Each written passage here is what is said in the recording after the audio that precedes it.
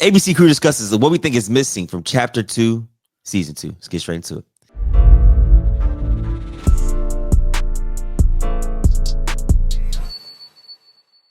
Fellas, there's a comment out there on the last Twan and Dede video. It says this: we need the environment to be like Season 8.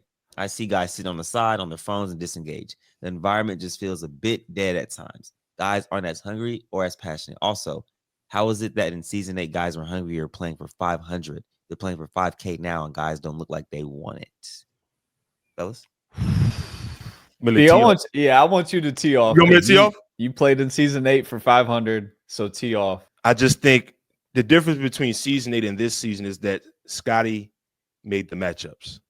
So he knew what buttons need to be pushed in order for the intensity to be high. You know what I'm saying? Forget what's a matchup that happened in Season 8, like Chauncey and Draco rematch. He knew that was going to push buttons to get the energy high. Mike and Cam.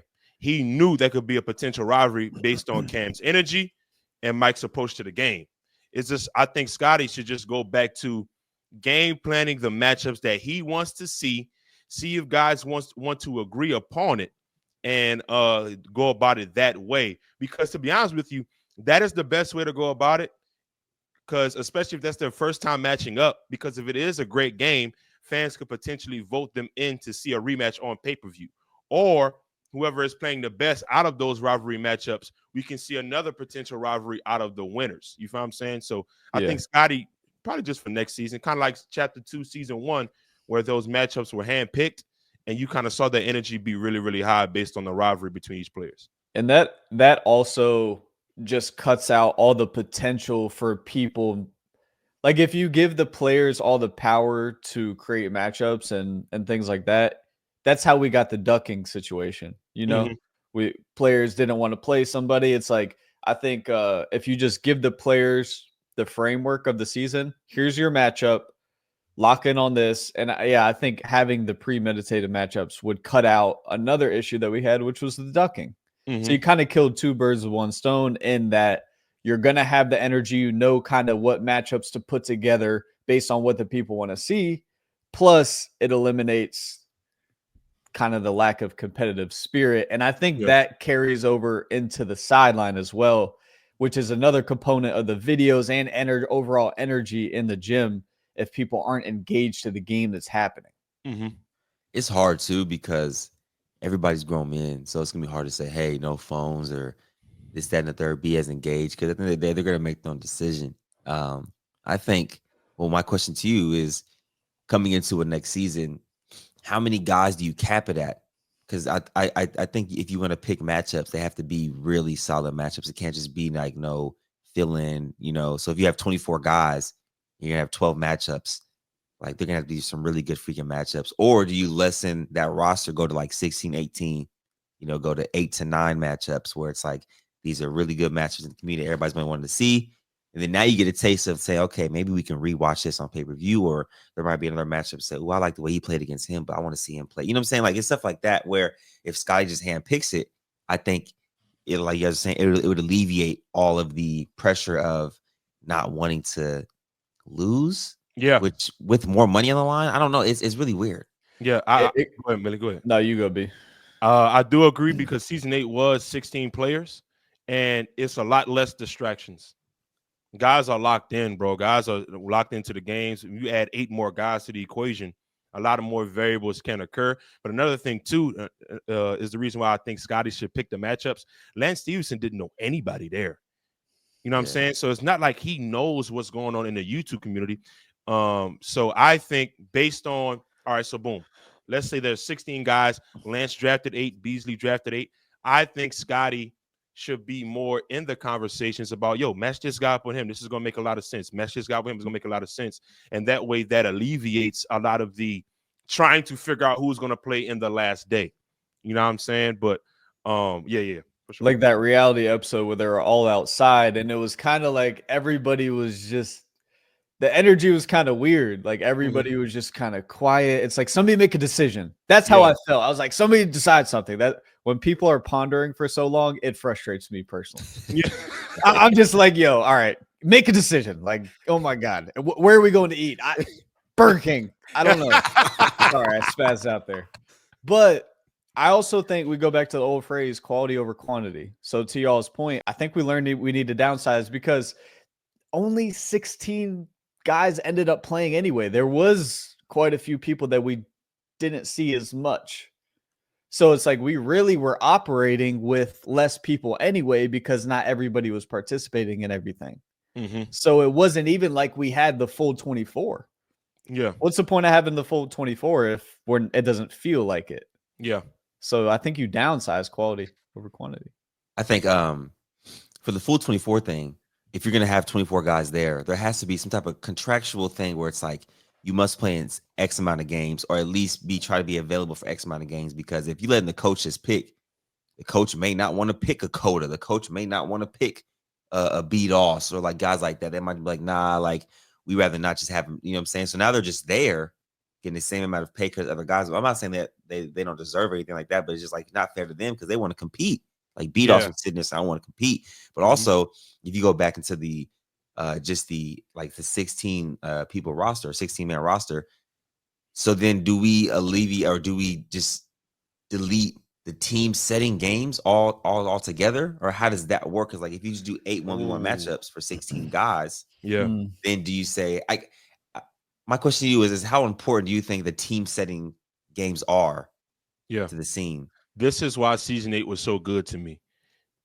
We played all our ones, and then okay, y'all three going against this three. And they'll say, let's say it's the top 3 players from this team going against the top 3 players from that team. Second three, and then whatever the case may be. And then the 5v5 was kind of like throw your best 5 out there, and y'all just figure it out because it's the last thing, and y'all trying to win the most money out of that 5v5.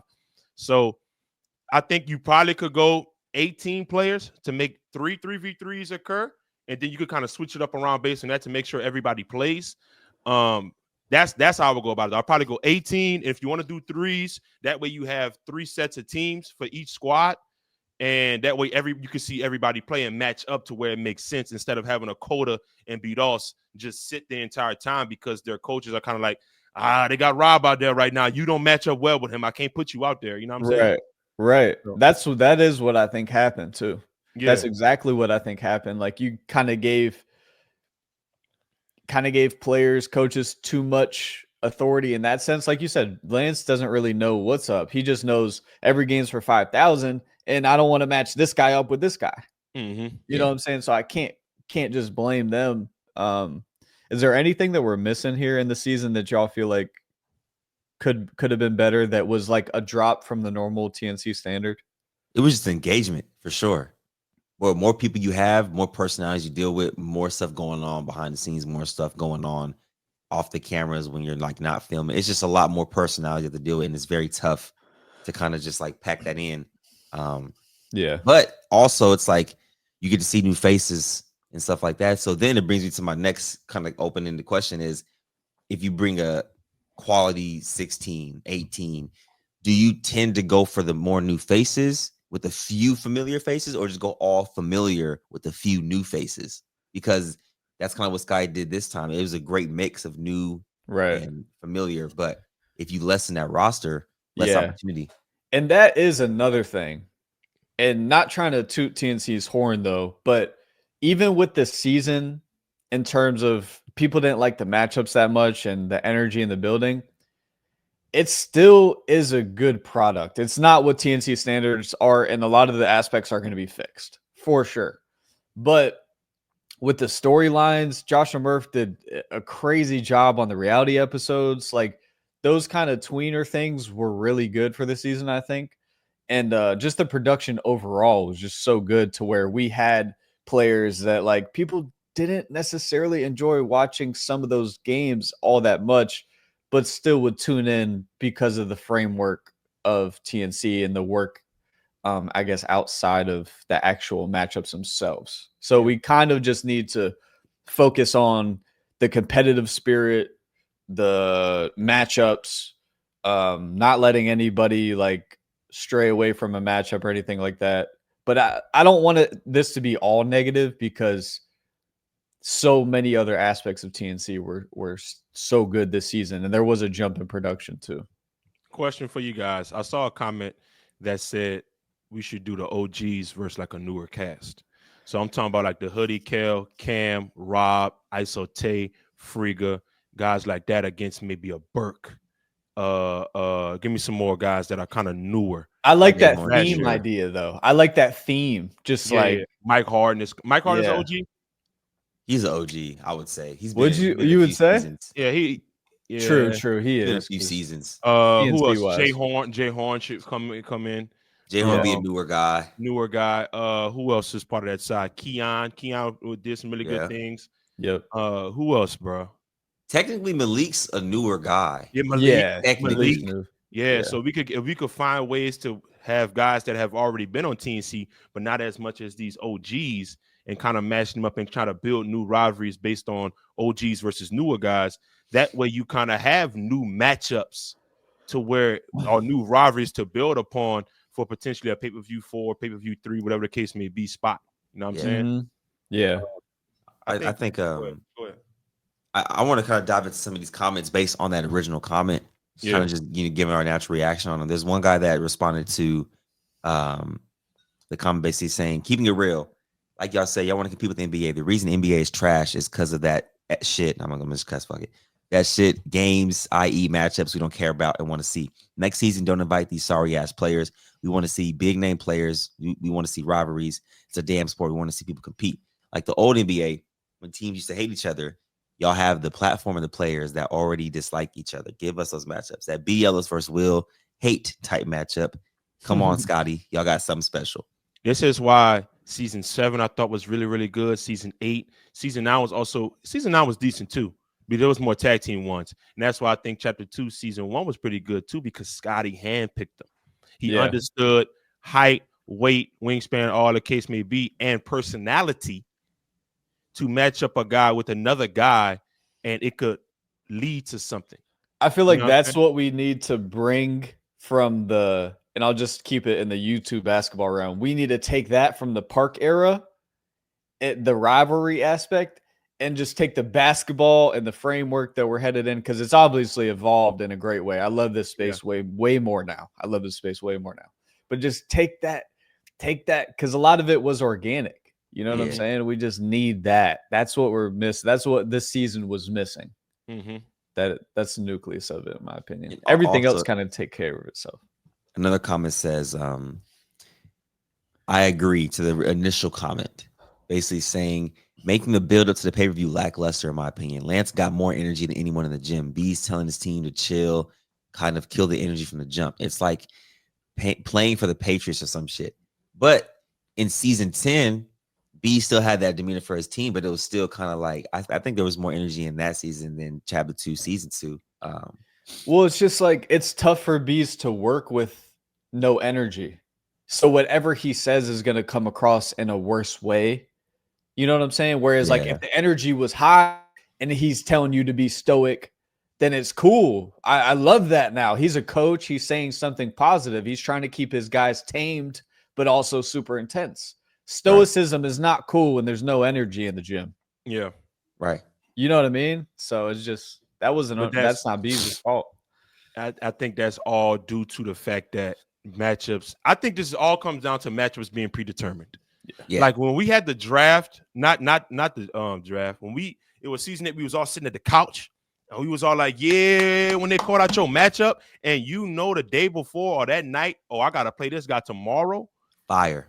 You know what I'm saying? Like it's like, okay, it's a different type of buildup, and that team, like, they're giving you what to do, force them here instead of what's what I'm looking for this season. It was more just like on the fly. Yeah. It was on the fly. Okay, bet Twine got day today. All right, let's see what happens. Yeah. Instead of Twine got day and he knew it a day before, 2 days before, and he got to prepare and lock in. You know what I'm saying? It's just a little bit different. And this criticism is constructive criticism. It is not hate. And that's what I like about this community. They just want to see it be corrected. It would be weird to me if people didn't point out the obvious. Yeah. People are just pointing out the obvious in a way of like, TNC, we love y'all, we support you, but this wasn't it. That's all. Right. And I can decipher the hate from the constructive criticism. I do feel like this was kind of warranted, and like Scotty and Friga, and even I guess us even talking about this, this will be corrected. Yeah. I will Like, say, I think we kind of need more things like this in the community. So I want to react to something here that happened last night that we can kind of give them a visual of kind of the stuff that we would like to see in the community.